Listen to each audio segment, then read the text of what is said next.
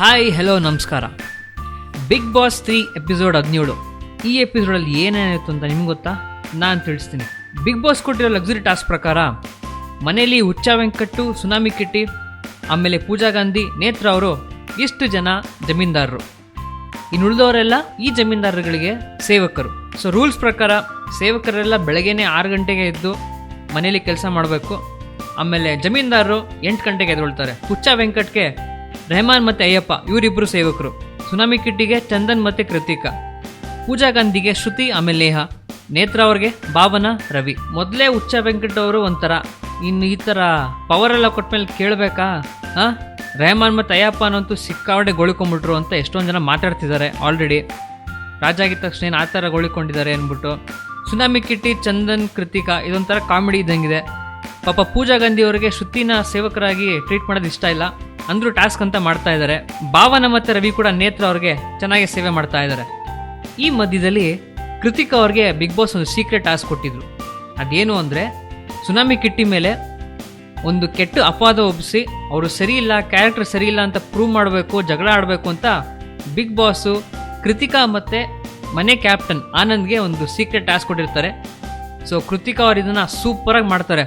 ಊಟ ತಿನ್ಸ್ಬೇಕಾದ್ರೆ ಸುನಾಮಿ ಕಿಟ್ಟಿ ನನಗೆ ಬೆಳ್ಳು ಕಚ್ಚಿದ್ರು, ಆಮೇಲೆ ಕೈ ಒತ್ಬೇಕಾದ್ರೆ ನನ್ನ ಕೈ ಒತ್ತಿದ್ರು, ಆಮೇಲೆ ಡ್ಯಾನ್ಸ್ ಆಡ್ಬೇಕಾದ್ರೆ ಅವ್ರಿಗೋಸ್ಕರ ನನ್ನ ಮಕ್ಕ ಬಿಟ್ಟು ಬೇರೆ ಎಲ್ಲೆಲ್ಲೋ ನೋಡ್ತಿದ್ರು ಅಂತೇಳಿ ಸಕ್ಕದಾಗಿ ನಾಟಕ ಮಾಡಿ ರಂಪ ಮಾಡಿ ಸುನಾಮಿ ಕಿಟ್ಟಿ ಅವ್ರ ಹತ್ರ ಕೊನೆಯಲ್ಲೂ ಸಾರಿ ಅಂತ ಹೇಳ್ಸಿದ್ರು. ಸೊ ಬಿಗ್ ಬಾಸ್ ಅವರು ಮಾಸ್ಟರನ್ನು ಕರೆದು ಕನ್ಫೆಷನ್ ರೂಮಲ್ಲಿ ನಿಮಗೆ ಕೊಟ್ಟಿರೋಂಥ ಸೀಕ್ರೆಟ್ ಟಾಸ್ಕು ನೀವು ಮತ್ತು ಕೃತಿಕಾ ಅವರು ಸೂಪರಾಗಿ ಮಾಡಿದ್ದೀರಾ ಅಂತ ಶಬಾಷಿ ಹೇಳ್ತಾರೆ. ಇದೇ ವಿಷಯವಾಗಿ ಮನೇಲಿ ಎಷ್ಟೊಂದು ದೊಡ್ಡ ಫೈಟೇ ನಡೆಯುತ್ತೆ. ಬಟ್ ಸೀಕ್ರೆಟ್ ಟಾಸ್ಕ್ ಆಗಿರೋದ್ರಿಂದ ಆನಂದ್ ಮತ್ತು ಕೃತಿಕಾ ಏನು ಮಾತಾಡಲ್ಲ. ಇನ್ನೇನು ನೆಕ್ಸ್ಟ್ ಟ್ವಿಸ್ಟ್ ಏನು ಅಂತ ಅಂದರೆ, ಈ ವಾರ ದೀಪಾವಳಿ ಅಂತ ಹೇಳಿ ಬಿಗ್ ಬಾಸು ಮನೆಗೆ ಜೆಮಿನಿ ಕುಕ್ಕಿಂಗ್ ಆಯಿಲ್ ಮತ್ತು ಇನ್ನಿತರ ಇಂಗ್ರೀಡಿಯೆಂಟ್ಸ್ನ ಕಳಿಸ್ಕೊಟ್ಟು ಬಡ ಮಕ್ಕಳಿಗೆ ಅಡುಗೆ ಮಾಡಿಕೊಡಿ ಅಂತ ಹೇಳಿ ಎಲ್ಲ ಸೇವಕರಿಗೂ ಆಜ್ಞೆ ಮಾಡ್ತಾರೆ. ಸೊ ಅದ್ರ ಪ್ರಕಾರ ಕೋಡ್ಬಳೆ, ನಿಪ್ಪಟ್ಟು, ಸ್ವೀಟ್ಸು ಮಾಡಿ ಎಲ್ಲರೂ ಬಡ ಮಕ್ಕಳಿಗೆ ಕೊಡ್ತಾರೆ. ಸೊ ನೆಕ್ಸ್ಟ್ ಇವಾಗ ರಿವರ್ಸ್ ಕೇಸ್, ಯಾರ್ಯಾರು ರಾಜ ಆಗಿರ್ತಾರೋ ಅವರು ಹಾಳಾಗಬೇಕು, ಯಾರ್ಯಾರು ಹಾಳಾಗಿರೋದಲ್ಲಿ ಇನ್ನಿಬ್ರು 3 ಜನ ಸೆಲೆಕ್ಟ್ ಮಾಡಿ ರೇಟಿಂಗ್ ಪ್ರಕಾರ ಬಿಗ್ ಬಾಸ್ ಮತ್ತು ಆನಂದ್ ಅವ್ರನ್ನ ರಾಜ ಮಾಡ್ತಾರೆ. ಸೊ ಹೊಸ್ದಾಗಿ ರಾಜ ಆಗಿದ್ದು ರೆಹಮಾನ್, ಚಂದನ್, ಶ್ರುತಿ, ಆಮೇಲೆ ಭಾವನಾ.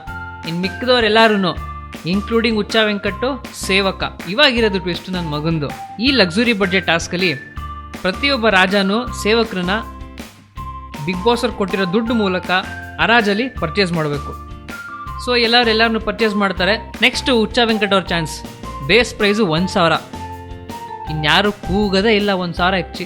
ಚಂದನ್ ಹೋಗ್ಲಿ ಬಿಡು ಅಂತ 2,000 ಕೊಟ್ಟು ಕೂಗ್ತಾರೆ. ರೆಹಮಾನು 2,000 ತುಂಬ ಕಾಸ್ಟ್ಲಿ ಅಪ್ಪ ಬೇಡ ಅಂದ್ಬಿಟ್ಟು ಕೊನೆಗೆ ಚಂದನ್ನು ಹುಚ್ಚ ವೆಂಕಟ್ನ 2,000ಕ್ಕೆ ಪರ್ಚೇಸ್ ಮಾಡ್ತಾರೆ.